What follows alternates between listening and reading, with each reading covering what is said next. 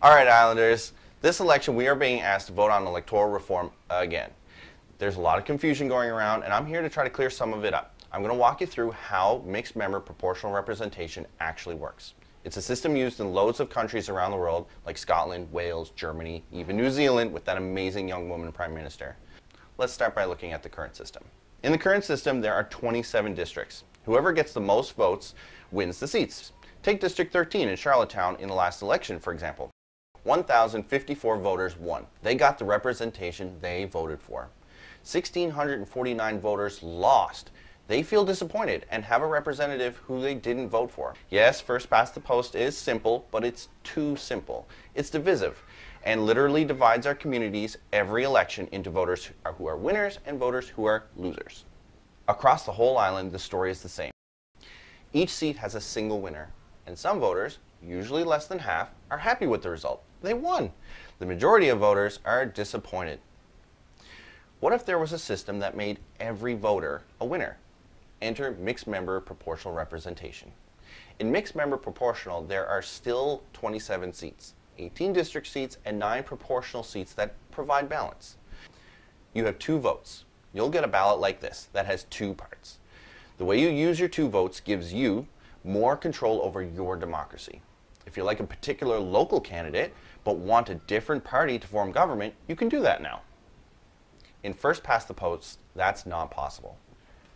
Your first vote is the same as the current system. You vote for your favorite candidate to represent your local area.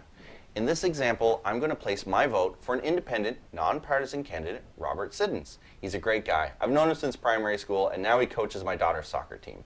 I like the way he thinks about agricultural issues like land use and pesticide use. And now, because my local district vote is no longer tied to who will become the premier of the province, I feel free to vote for an independent candidate like Robert. The 18 district seats are decided from the first part of the ballot. Now, we'll look at the second part of the ballot. This is new. On this part of the ballot, you vote for a party candidate who best represents your values, regardless of where they live. So let's say that my values are conservative because I believe in a limited role for government, and my particular interests are primarily around agriculture. And I also really want to see more women in government. In this case, even though I voted for an independent in my local district, I'm going to choose Martha Bell for the Conservative Party with my second vote. She doesn't live in my district, but I've gotten to know her through the PEI Federation of Agriculture, and I really respect her leadership style. I think lots of people in the community from all across the island would want to support her with their second votes. And that's one of the great benefits of MMP. Citizens can pool their votes across district boundaries to support candidates they like best. The 9 island-wide representatives are decided by these votes on the second part of the ballot. How this is done involves a little bit of maths. I'll explain who wins what seats now. There are 3 steps in this calculation, which would be done by Elections PEI. Overall, it's fair and it makes sure that every voter feels represented when the election is over. Step 1, we calculate how many seats each party should get. We count all the values-based votes across the island, the second ballot, and allocate a fair share of seats to each party to reflect what voters wanted. These are the numbers from our last provincial election in 2015.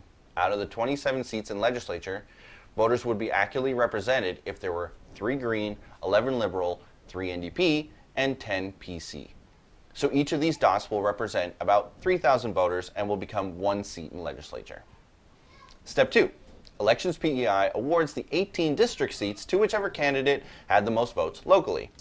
This is exactly the same as the current system. If a party's candidate wins a seat at the district level, that seat is subtracted from the total the party earned. For example, in the 2015 election, the Greens elected a single candidate, Peter Bevan Baker, at the district level. But counting votes across the whole province, they earned 3 seats. So there are still 2 Green seats left over. The Liberals earned 11 seats province-wide. In 2015, they would have won 11 of the 18 district seats, leaving none left over. The NDP won no seats at the district level, so the 3 they earned province-wide still remained. And the PCs earned 10 seats provincially. They won 6 at the district level, so they have 4 left over. Step 3. The 9 island-wide seats remain. Each seat represents the values of about 3,000 voters, whose votes have not yet been reflected in the 18 district areas. So which individual candidates win these island-wide seats? There's a myth going around that the party gets to put whoever they like in those seats, but that's not true. It's whoever the voters choose. For example, the PCs earned 4 province-wide seats, so which 4 PCs on the ballot earned the most votes? Martha Gallant earned 11,000 votes in her name, so she is the first to be allocated a seat. Norman earned 9,000. He gets a seat too. Next is John with 4,500 votes, and then Anne with 3,500 votes. Jerome and Thomas are not elected. Not enough voters supported them. Those 2,500 voters still made a difference. They helped the PC party earn their 4 province-wide seats, but the individual candidates they supported weren't elected.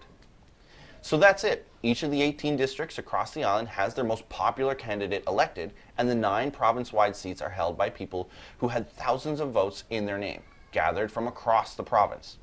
Those province-wide seats help to make sure that the overall result in legislature reflects the popular vote, and the legislature will look different. In 2015, under First Past the Post, these were our election results. Even though only about 40% of the province voted Liberal, they got 18 seats and all the power to do whatever they wanted for the next 4 years. The total power leads to arrogance and makes it very easy for governments to abuse their power.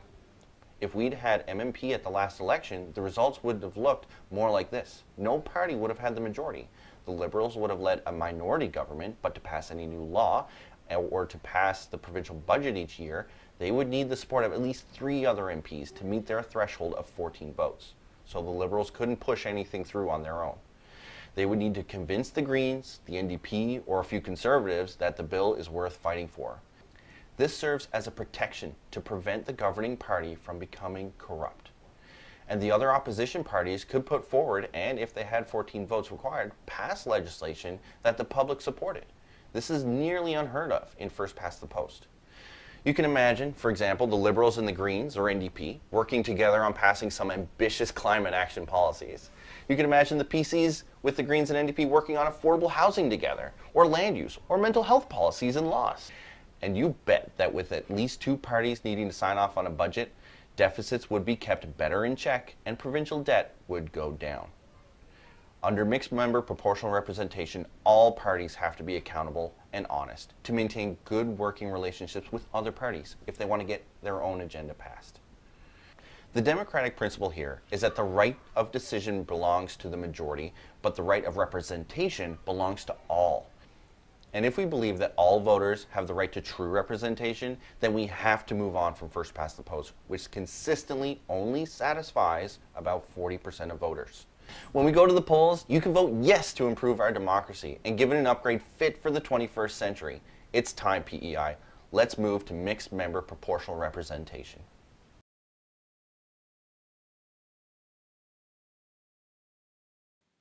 So we hope that you enjoyed this video. Please visit our website, pronpei.vote, if you'd like to know more. You can click on Request a Presentation and a real live presenter will come and talk you through any of the details of MMP that you're curious about in your community. Or you can click on Inform Yourself. And Inform Yourself has loads of information and frequently asked questions, and we're going to keep on adding to that throughout the campaign. We believe that the more that you know, the more that you'll be in support of MMP. But remember, you don't need to be an expert to vote yes.